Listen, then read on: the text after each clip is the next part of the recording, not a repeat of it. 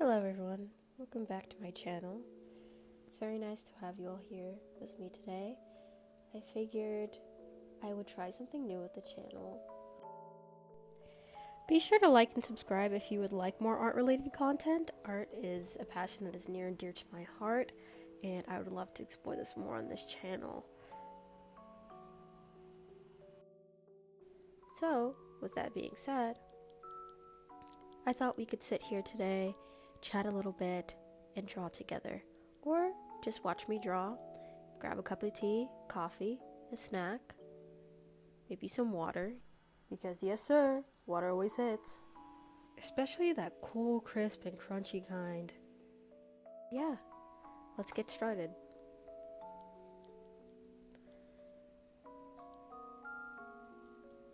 So first I'm going in with my color-raised pencil, and recently I've picked up a show that I was watching religiously in middle school, but never finished the latter half of, and that is Soul Eater. If you couldn't tell, I was an emo kid. Like, very emo, very in my feels. Depression really hit. So yeah, I really liked a lot of the imagery in Soul Eater, and I thought it was, ooh, whoa, deep.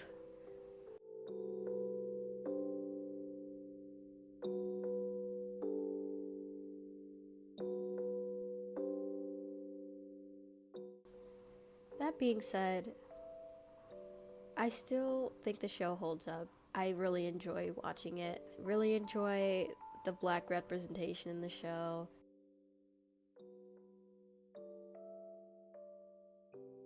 So here I'm sketching one of my favorite girls, Maka. I think I related a lot to her in middle school. I was very much a hard worker, a bit of an overachiever, especially in 8th grade, just managing a lot while still dealing with the craziness that is middle school. And so I think it's one of the reasons why she's still one of my favorite characters, because I resonated with her so heavily in middle school. But yeah, I really appreciate her character, and I do quite like her design. Like, it's not overly complicated, but it's really nice to look at. I really like drawing her.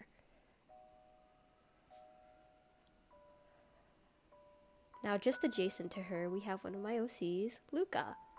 I don't want to say too much because I am working on a comic that she is the main character of, but I've had her character since probably about 7th grade, and it's so interesting to see how she's grown as a character. I can insert some pictures here of what she used to look like, but it wasn't that different, but her personality changed a lot.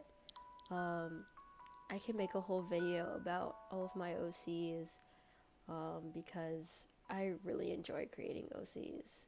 She represses a lot of her anger to be this very sweet, sunshiny girl, but she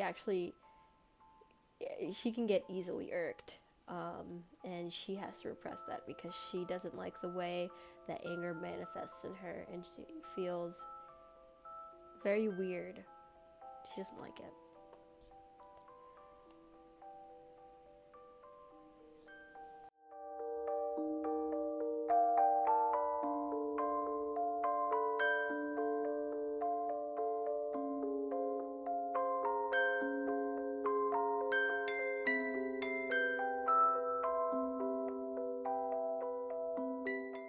Just to our right, we have another one of my OCs, Alicia.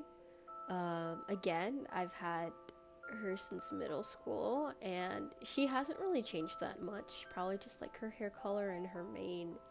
I actually gave her a main outfit, which, you know, is pretty crucial to a character, even though they're not primarily wearing their outfits, since they do go to a sort of boarding school type place with a uniform. But I still wanted to design outfits for them that reflect their personality.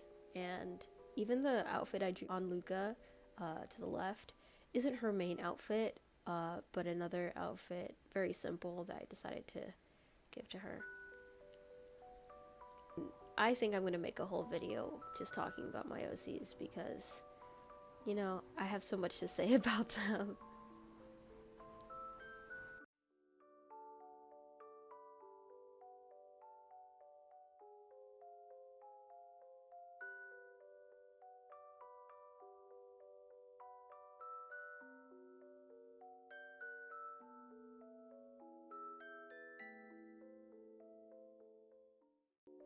So next up we have Pot of Thunder. I love Kilik Pot of Thunder and Pot of Fire's designs. They're just also like really nice to look at. I really appreciate Okubo's like design and accuracy with his black characters, and I think I just resonate with like electric types because of Pokemon, and they were my favorite types as a kid, so I kind of gravitated towards Pot of Thunder like naturally because I like electricity as an element.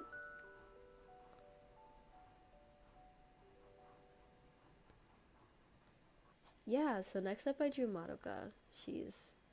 I'm really proud of the pose that I etched out. I had to turn off the camera because I'm not used to drawing on camera, and my sketchbook was a little bit far away from me, so my drawings look a bit wonkier than usual, especially Luca and Alicia. Like, they look a little wonky, and that's why. So I just turned off the camera so I can quickly render in the pose to a degree that I was satisfied with, and I quite like it. I probably should have just done the sketches off camera now that I think about it, because they would have looked a lot more anatomically correct, but that's okay. It's totally fine. Madoka is also another one of those characters. While I don't kin her, or I don't necessarily feel like we have a similar personality, but she's a very comforting character, and I found myself drawing her a lot, just like doodling her design. I really love the designs in Madoka Magica, so yeah, that's also a thing. You see now here, I'm going in with my Copic markers. Just a note, Copic markers are obviously very expensive. I am not rich. I'm very much not wealthy. I am privileged and fortunate enough to live in a household where I can't afford these markers, but I did save up my own money for them. And so I don't have a ton. I probably have I have a good collection of them actually. I probably have about 30 to 40 markers, but I did build them up over literal years. And it's still not as many as other people have. But I found that coming back to the sketchbook, this is the Crescent Rendr sketchbook. I initially got it when I was in 8th grade, but I didn't really know how to use my very few selection of Copic markers then, so I didn't end up using the sketchbook that much, neither my Copic markers, so they kind of just sat for years. And I guess finding a silver lining in lockdown and all the craziness, I decided to pick up my Copic markers again.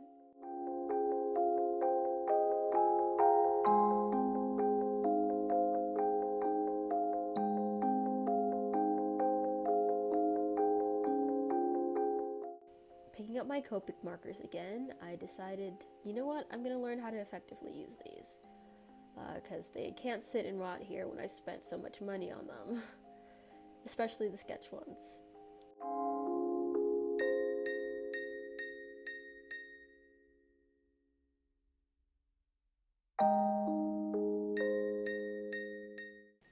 So, ways into quarantine, into the summertime, I decided to pick up my Copic markers again and get to work. Now, looking back at my first Copic marker sketches from that time, I'm like, wow, I really thought these were good and these weren't that special.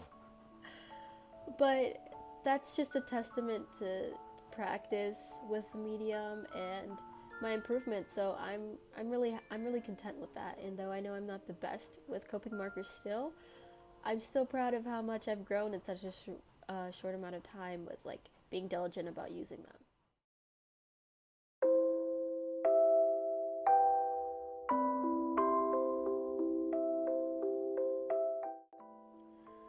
And so, in picking up my Copic markers, in a short amount of time, I've been able to really fill up this crescent rendr sketchbook, which has been really gratifying because the last sketchbook I used was, I think, a Rhodia dotted sketch pad, and I used only graphite in it because it couldn't really handle any other mediums, and it would fray my brush pens. And I can only draw on one page if I like, especially if I really like the drawing, because it smudged a whole bunch. And I think for that reason, it took me a long time to finish that sketchbook, even though it was a smaller sketchbook, because I didn't have the ability or the versatility of using like such bright colors, and utilizing different mediums in the sketchbook. But I find that with the crescent rendr sketchbook, though it's best for alcohol markers as a wet, not really a wet medium, but it's more of a dry medium, but of the liquid going onto a page type category.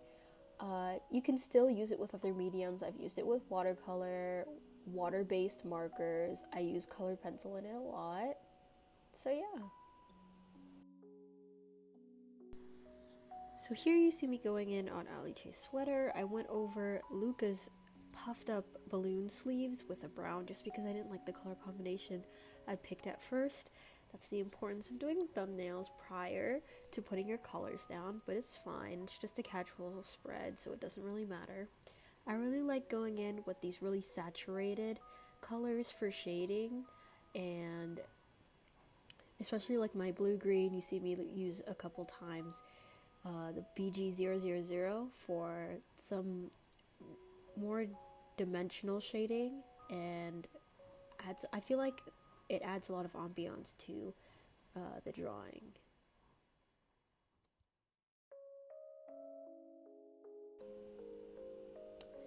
Here you see me going in with a new love of mine. I'm a Wonder on Instagram, and YouTube really put me on to using the Faber Castell polychromos colored pencils for lining. And prior to acquiring a couple of these babies, I had been using the Prismacolor Premier colored pencils, but I also I had a 12 set that I had gotten as a gift years back, and I've just been clinging on to them. But they're so soft, so for lining they're not always the best, but they're very nice for adding blush and a little bit of extra color to some of the flats. I find with the Faber Castell polychromos, however, since it's an oil-based pencil, it's a bit harder than the wax-based of the Prismacolor, but it's still soft enough. It's still soft enough to get this really rich color. If you're even using light hand, you don't have to press down hard to get a beautiful color with these things, and I really love them. They also keep their point better because they're a slightly harder grade.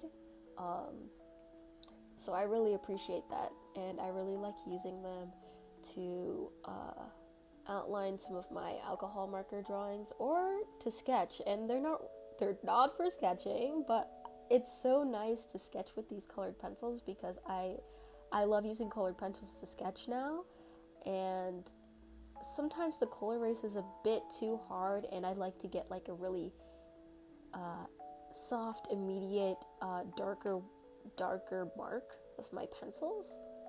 So I find that the polychromos is really great for that.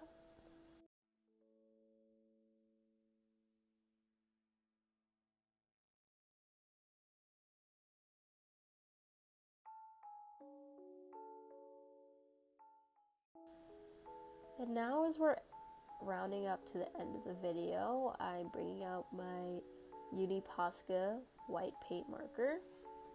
I like using these occasionally for highlights.